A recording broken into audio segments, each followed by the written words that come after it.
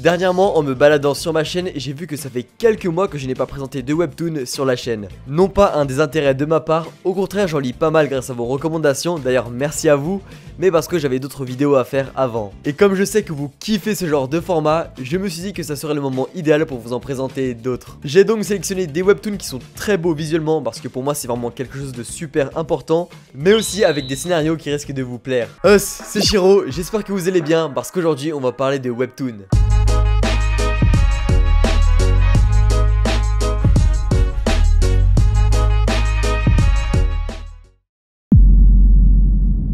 Nous suivons Kim Dok-ja, un salaryman tout à fait normal, mais qui a un passe-temps des plus étranges. Depuis 10 ans, il est le seul lecteur d'un roman ayant plus de 3000 chapitres. Personne d'autre à part lui ne veut le lire, et c'est en lisant le tout dernier chapitre dans le métro que Kim reçoit un message de remerciement de l'auteur pour sa fidélité. Quand tout à coup, le métro s'arrêta. C'est alors qu'une mystérieuse créature apparaît devant les passagers et annonce qu'un projet de monétisation est lancé. Et la première mission de celle-ci consiste à tuer au moins un être vivant dans le wagon. Tout va très vite, mais Kim, bouche bée, voit que tout ce qui se passe actuellement s'est exactement passé dans le roman. La créature, la réaction de certains passagers, mais aussi l'identité de certaines personnes qui se révèlent être les mêmes que dans le roman. Kim reconnaît tout ce qui se passe, et en plus de ça, il a en sa possession tous les chapitres, donc il peut vérifier des informations qui sont floues pour lui.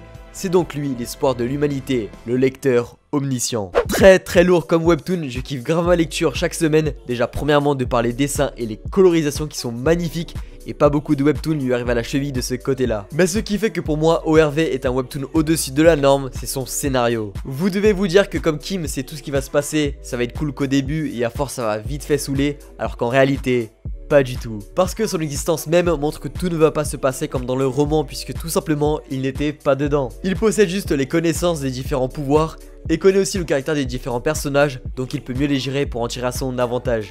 Mais le scénario ne sera pas exactement pareil, car pour survivre il devra changer le scénario, et comme le scénario change, il ne sait pas ce qui va se passer après, il part donc vers l'inconnu. C'est un webtoon qui demande beaucoup de réflexion, il y a pas mal de duels psychologiques, et tout ça se joue sur des a priori de sa lecture. Alors c'est super intéressant de voir comment il va gérer tout ça, parce qu'on peut clairement se projeter à sa place en plus. C'est comme si, pour vous donner un exemple, j'étais projeté dans l'univers de Naruto comme c'est fini, et bah je saurais avec qui m'allier.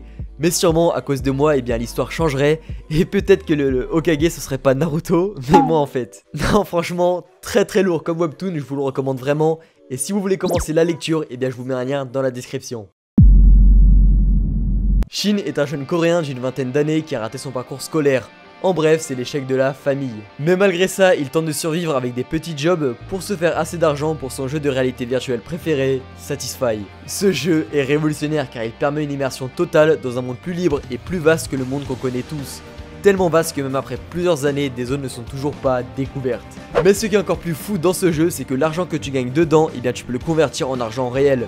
Donc les meilleurs joueurs sont des millionnaires ayant une célébrité aussi grande dans le jeu que dans la réalité. Et notre héros Shin, eh bien tout son argent il le met dans le jeu. Mais le problème c'est que la chance ne le sourit pas du tout, jusqu'au jour où il tombe sur la quête secrète dont la récompense est la classe cachée du forgeron. Avec cette classe, il peut faire les meilleurs équipements du jeu et peut les revendre pour enfin devenir riche. Quel kiff de lire ce webtoon, c'est vraiment le type d'histoire que j'adore lire. Un jeu où on peut faire ce qu'on veut et gagner de l'argent réel.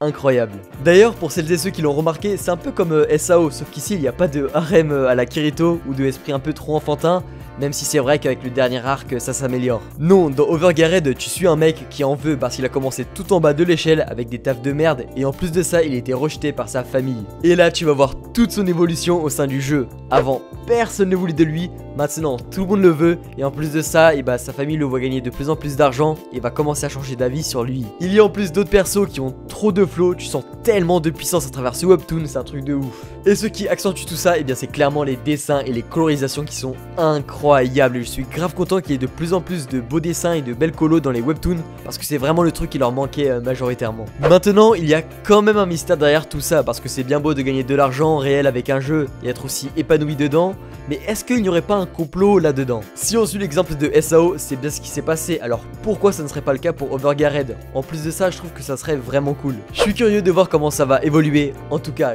gros kiff sur ce webtoon et je vous mets aussi bien entendu un lien dans la description pour commencer la lecture. Voilà, ce sera tout pour cette vidéo. Si la vidéo t'a plu, n'hésite pas à liker, commenter et à t'abonner, ça me ferait grave plaisir. J'ai aussi mon Twitter et mon Instagram si vous voulez discuter avec moi ou autre, je suis tout le temps dessus. Et pour finir, j'ai aussi mon Discord avec plusieurs fans d'animé avec qui discuter et diverses animations, je vous mets tous les liens dans la description. Allez, quant à moi je vous dis à la prochaine, c'était Shiro, ciao.